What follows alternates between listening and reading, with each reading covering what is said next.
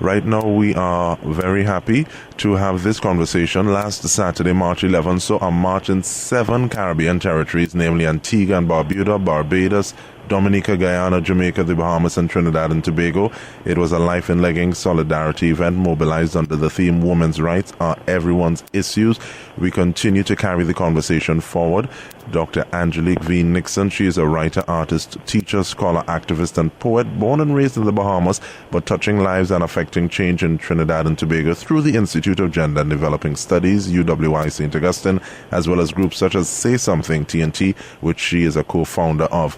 We also have Nadeen Spence, Student Services and Development Manager at UWI Mona, where her aim to create leaders for the modern world is stirring up an ant's nest right now. Her methods might seem more radical than most, but she doesn't mind taking her pupils through the paces to challenge their fears and put their strengths to the test.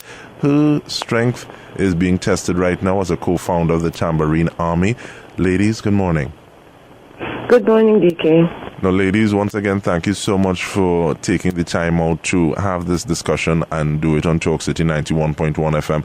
I want to ask you, move from March 11 to the events that are happening after it. So I'm wondering, how was the march for you on each side? And one, Nadeen in Jamaica, two, Dr. Nixon in Trinidad and Tobago.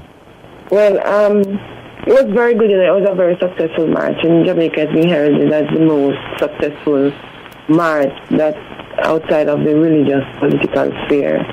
We're estimated to have had up to 700 people participating, or at least 700 people who marched from Moulins Road to Constant Spring. To Halfway Tree. I don't know where that Constant Spring from. To Halfway Tree. And it was a very, very, very touching, moving engagement, to be honest, DK. It was a truth-sharing space.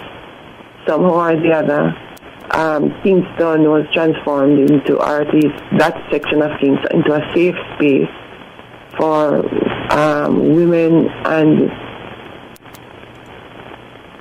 Still here with us, Nadeen? Well, while we try to sort that connection, let me ask about your experience. Thanks, Dr. Nixon.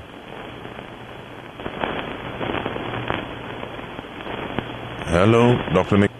All right, we work on that and we come back with more. Talk City brings you all the news you need to know. Talk City 91.1 FM, your address for talk. Well, I was explaining earlier that for some reason, everything was right about it, DK. We had the right kind of start.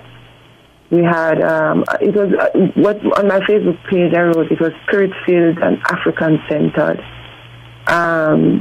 We did the right spirit preparation work.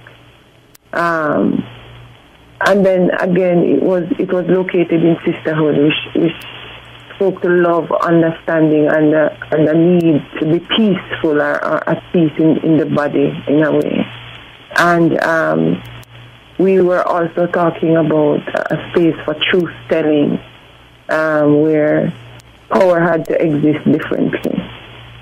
And we had everything made it that. The music was right, the message in the music was right. And the people who spoke were the people who needed to speak. And so those who were survivors there felt as if they were supported and felt as if they had the movement behind them and felt galvanized and felt empowered.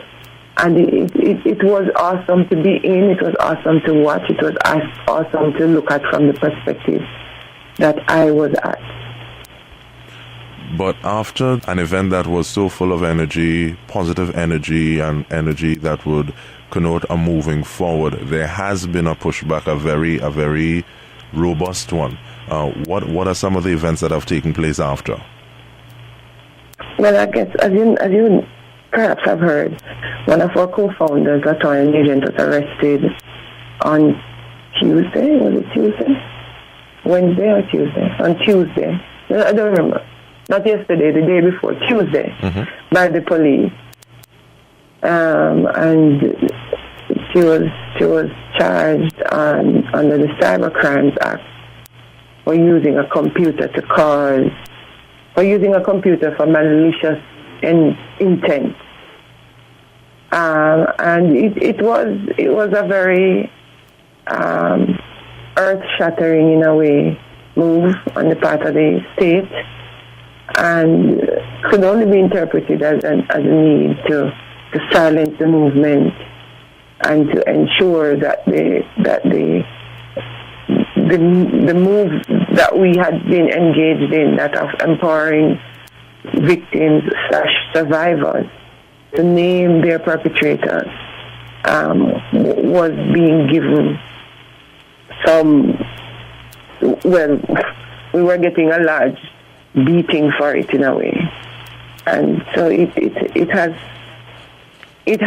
given us the need to pause and to look at not what we do, nor whether or not we intend to continue doing it, but to certainly reevaluate the space that we are operating in, and to think some more about how we are going to now move forward, because the strategies have to change, because we now know that the state would like to respond in a particular way.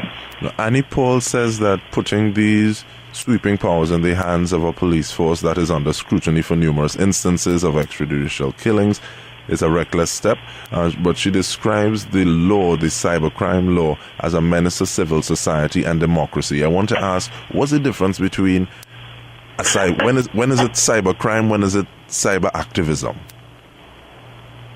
That's a very interesting question, DK. Because what this does, what the new cybercrime law does, is it makes cyber activism almost impossible. It's not a say. It makes it almost impossible to be activist online in the way we had originally thought activism could work online. If you remember the Arab Spring and what that meant for that section of the world, and subsequently the different places across the globe where online engagement heralded a new space in democracy for those at the fringes to influence what is happening in the center. But what this law does is it switches that around, and it protects the powerful in a very, very resolute kind of way, and it essentially makes it impossible for those who are working in defense of democracy to do that work. There was an update in the news that Latoya was rushed to hospital in a state of shock. I'm wondering, what is her physical condition right now? She's doing much better. She's been released from the hospital and she's resting. She's happy to be out, of course, and I suspect when she wakes up this morning, she'll be back on her computer doing her work. They were looking at her Facebook post this morning, which said, "Yesterday you broke my spirit, but today I'm stronger than the concrete bed I slept on last night." I think she knows now that there's no turning back, and that this show of intimidation by the state can't break her spirit. I think she knows that. For every woman or girl who saw in her the inspiration to speak, the number of reports at Sissoko went up exponentially after Tambourine Army started doing its work. Went up exponentially. And what is Sissoko? The Center for the Investigation of Sexual Offences and Sexual Crimes, something like that. But the reports with them, when the police It's the police that investigate sexual crime. Reports to them went including people who were reporting, having learned that there is no statute of limitation on rape in Jamaica. So I think that prospect ought to be terrifying for some people, and clearly they didn't want that momentum to continue. But I don't think it has done anything other than help the movement to gather momentum at a faster pace. Audre Lorde says that your silence will not protect you, and you all are having some conversations in a very powerful sort of way. You interact with girls, women, young leaders on a daily basis. What kind of conversations are you having with them, or they having with you? Mixed. There are some people who know what it is about. There are some people who understand that this has to be done. I'd say most of them do. But there are some people who are also fearful of what it could mean. If women were to, and girls, were to start talking about their abuse. It's a frightening prospect in a society that has allowed it to go without much challenge. So even with young women, there is still a fear that in the other direction, that this might be too much too soon. But I, from my engagement with most of them, especially because so many of them can relate to the experience, it's an exciting possibility that just people knowing that women will talk, that girls will talk, is itself a deterrent. You know, so I think that the fact that there is that community of believers has emboldened a lot of young women. How has the incidents or events thus far caused you to kind of examine your personal relationships, people or colleagues or people in your inner circles, your, I guess, circles of trust, etc.? You have to, you know, because not a lot of people are involved in this fight. It's a group of 9 women, and 3 of us have taken leadership of it, and our faces are everywhere. And yeah, but so it's difficult to engage it. If I think of myself as doing it as a unit by myself. But we have a substantial amount of allies, people who support openly and publicly, and who say, we support the work, we are here for you, call us if you need us. That makes it that much more manageable and strengthens you for the further fight. So it's difficult. It is difficult. There are people who feel that you should turn away from it and remember that you have your own priorities, and it's difficult. It's difficult, but it's good work. It's good work, and it's good work for good reasons. Good work for good reasons. What does it mean to you to see men standing up in a supportive role, being there, marching step by step? Because I saw some faces from Edna Manley College of the Visual and Performing Arts. There was Neela Banks, there was Wida Lewis, I saw Calvin there as well. How do you feel when you see people actually stepping up and saying, okay, well, this is my fight as well, because women's rights are everyone's issues? Well, Neela, let me say Neela had a particular role to play in the march. She had come out with some women who were armored, dressed dressed in black, and they were essentially protecting the other women who were walking, because the walk wasn't an easy walk. There were people on the sidelines who were being very abusive. But those women were the guards in a way, and it was a moving exhibition. So it was very good. And then Neela danced up a storm. You should have seen her. It was amazing, amazing, amazing. And so what it meant was that even where we we felt weak or we would have fallen short, people would have stepped up to do something and would have stepped up to assist, so that you could not have seen a gap. It was there. It was, the support was there. There were men there who drummed for us and drummed for Neil and drummed to ensure that the pace continued from Mallange Road to Halfway Tree. There were men there who came with their daughters and listened. And they came by themselves and they listened. So it meant everything. We had former mayor of Kingston who walked the entire way.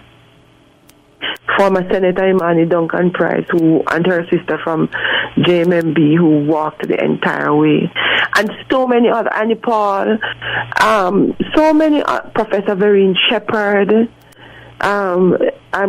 Judith Wedderburn, Joan French, long-time stalwarts in the women's movement, and so many other names I'm not able to call who were there, because sometimes I look at the pictures and I'm like, that person was there too.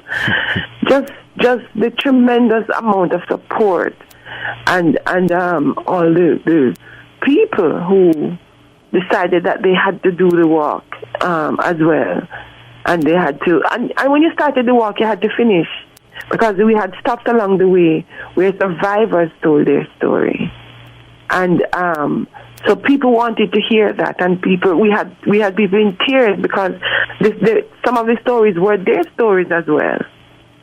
And there were people who were sharing as they were walking, saying to the person next to them, you know, this happened to me. And finally relieving themselves of the guilt of holding that in and finding support, finding somebody who would say, it was not your fault, I'm here for you. It was a momentous occasion. Is there still need for the GoFund account? Is that still on? Yes, there is. You know, Latoya has a legal battle looming with a very serious outcome if she's found guilty. $4 million or is it 4 years? Something like that. That's serious. And she has to go back to court on March 22nd. So, yeah. So where's that account? What's the name of it? I mean, because we'll also put it's the link. It's a GoFundMe account on the Tambourine Army's page. Oh, so we will look for it that. It wasn't working yesterday, but it's working today. All right, so we look out for that. But and anything in closing that you would have want to mention? I know mentioning people is kind of hazy because for as every 5 that you mentioned, there are 10 who may not be mentioned. So, but I'm wondering if there's anything else that you'd want to put out there, share with us. Just that Trinidad has to look out for this as well in terms of when laws are being reviewed, DK, people must get involved in them and people must comment on them. I don't know if there's a Cybercrime Act in Trinidad, but if it's not there yet, then activists need to start paying attention, because I don't think that we paid enough attention when this particular law was being passed. We never thought it could be used this way. It was mostly the geeky computer people who were saying, this law is dangerous, you know?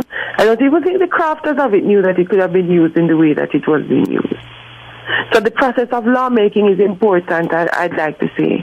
And people from communities like mine, which are activist communities, need to start paying attention to every little thing, lest we impose these kind of backdoor restrictions on our democracy and on our freedom of speech that we never anticipated.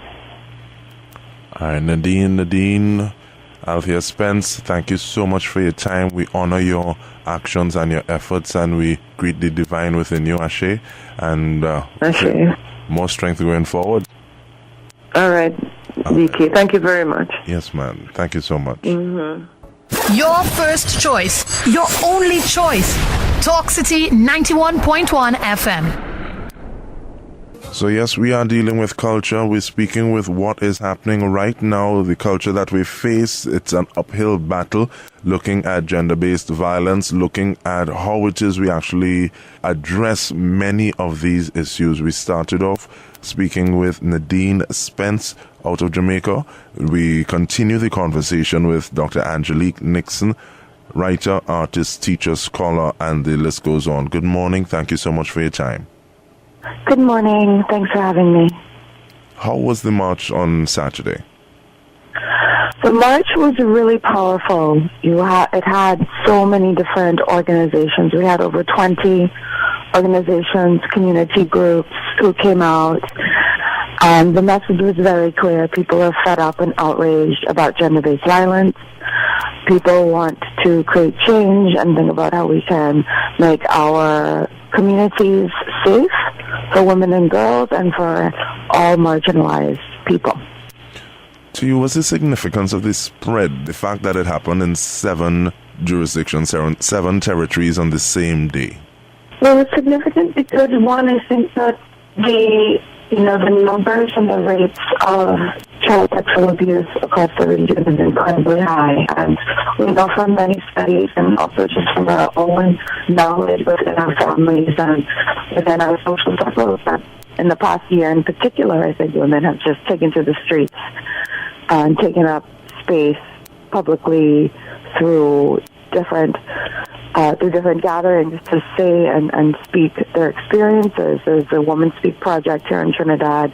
We had a body politics during Carnival Conversation a year ago. We had the town hall on gender-based violence. So this is not coming out of nowhere. It's coming out of momentum. And of course, for years, we have 30-plus years of women's organizing, across the region.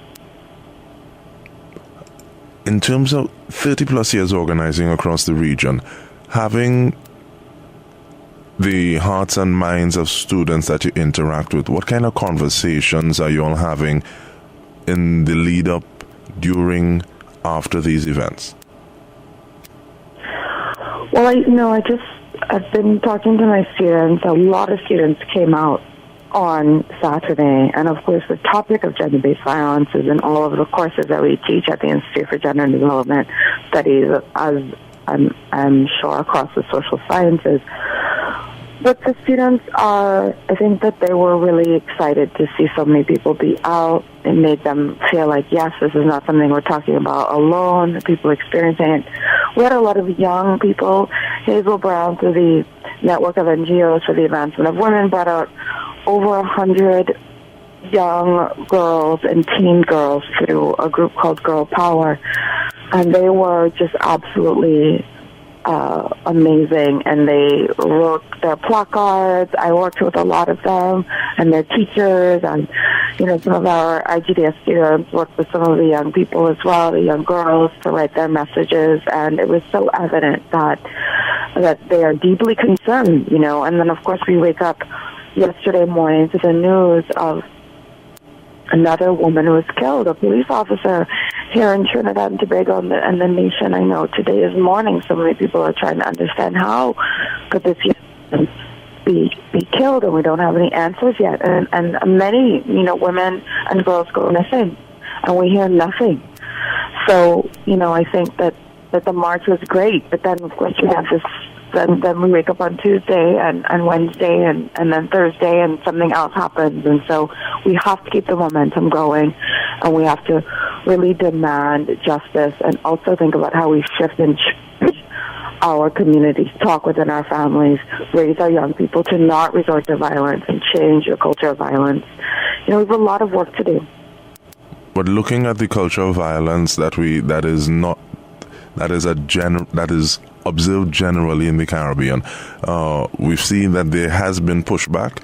Specifically in Jamaica, one of the founders of the Tambourine Army was arrested by police, citing cybercrime in Jamaica. What are your thoughts on that, and what kind of precedent does that set for activism on the whole? And it was very shocking news. But a lot of activists and a few of my comrades in Jamaica talked about, just feeling like something was going to happen, because People have dared to speak out against power, against powerful men who are parts of large church organizations who have deep ties with government and police and so on. Child sexual abuse, it's one thing, but what's happened in Jamaica is the movement in the past month, or 2 months in particular, I think it's been 2 or 3 months, to say their names, to name child sexual predators, to name sexual abusers and rapists. And that is a shift. I think that's what's happened in Jamaica. So instead of just saying, yes, women speak up, say what has happened to me, to be a survivor, and to say that is one thing. But then to name the perpetrators of that violence, especially for people who have been repeat offenders, especially within the church, I think that has really disrupted what is happening in Jamaica. And so the state response is, incredibly, incredibly oppressive, and it sets a dangerous precedent using a cybercrime bill to smash and squash and attempt to squash out the voices of activists and human rights defenders to speak and do the work. And so it's very, very, it's deeply, deeply, deeply concerning. We're all shaken up, I know, across the region. Many of us are communicating to see how we can support, and in communication with Nadeen and others in the Tambourine Army, and, across the region, also in legal circles, to try to figure out how we can support. There's a legal defense fund, so for those who are listening who can support, if you have some extra money and you want to support the Tambourine Army and the activist who's been arrested, look for Tambourine Army on Facebook. Moving forward, because you spoke about disrupting and how that has actually done, but disrupting is a word that you use often, and you strive to disrupt silences, challenge systems of oppression, carve spaces for resistance and desire. How do we continue to do that, seeing that the status quo, there are defenders of it who seem to actively say, here, what now? We want things the way they are, so we want to keep that silence. We want to keep devoicing individuals. Yes, I mean, it's hard work.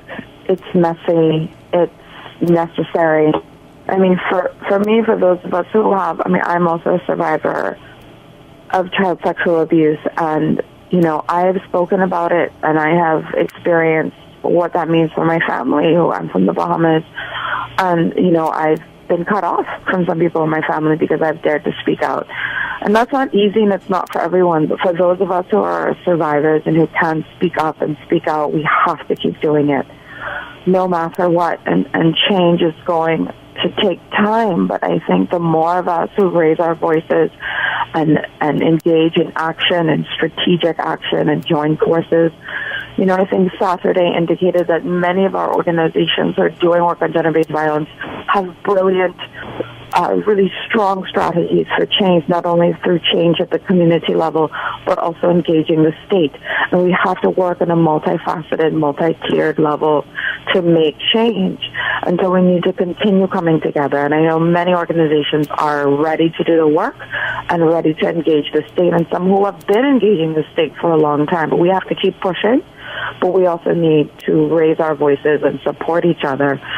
And, speak out against what's happening in Jamaica. Make sure we're aware of what's going on. Follow the news. Follow the latest actions, and lend our support as much as we can. And we just need to continue that work. Whatever your work is, whether you're a writer, a journalist, a teacher, someone who's doing organizing, whether you're a lawyer, you work for the state, in your own businesses, in your own families, we all can do it. We all can participate in breaking those silences. I want you to speak once again to seeing the amount of groups that came out and silos being broken down, because the line started to break up a little bit. But when you saw that and the kind of interaction, how did you feel seeing that movement on the ground? I felt incredibly hopeful. I felt guided by this energy that, across our differences of race, ethnicity, gender, sexuality, religion, class, we came together and we spoke up. We heard from stories of women who came up to share their experiences. We heard from people who are leaders of organizations getting up and saying, you know, these are the ways that we can move forward. These are the actions we want to do. And young people, I mean, my hope is in young people, and it's their that they're creating and communities that they're going to be leading. And I feel as if we have to put our energy into youth and into young people. And, you know, as a teacher, I feel like I do that every day. So it just made me feel really, really proud and really hopeful. And, you know, even though this is very hard work and we don't always have success immediately, I did feel as if it was a moment where, yes, this is how we can move into the future. Dr. Nixon, Angelique Nixon, we want to thank you for your time, and we want to thank you for your work and your effort. Pat Bishop used to say something. She just used to say, do the work. Because many times, do the work. And actually, on this occasion, this is the first time that I'm playing a song not from Trinidad and Tobago or the immediate diaspora, but I think it is so appropriate, and it is Miriam Makiba's A Lucha Continua. Oh, beautiful. Thank you. Thank you. Bless.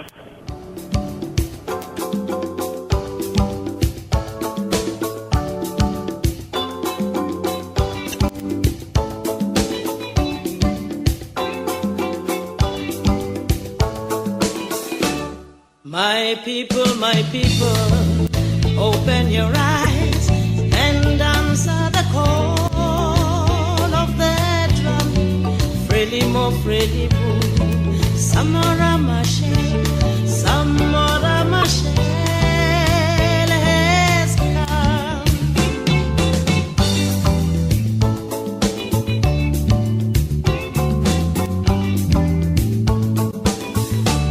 Maputo, Maputo, home of the brave, our nation will soon be as one. Frelimo, Frelimo, Samora Machel, Samora Machel has one.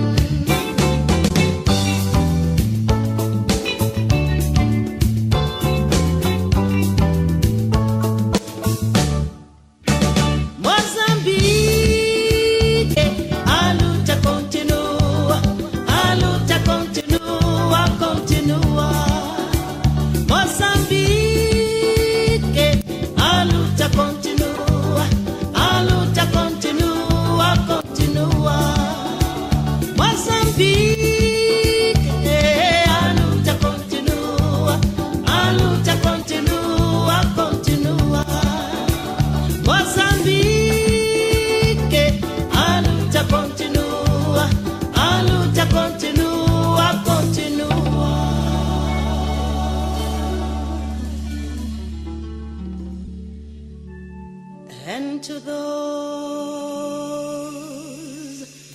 who have given their lives,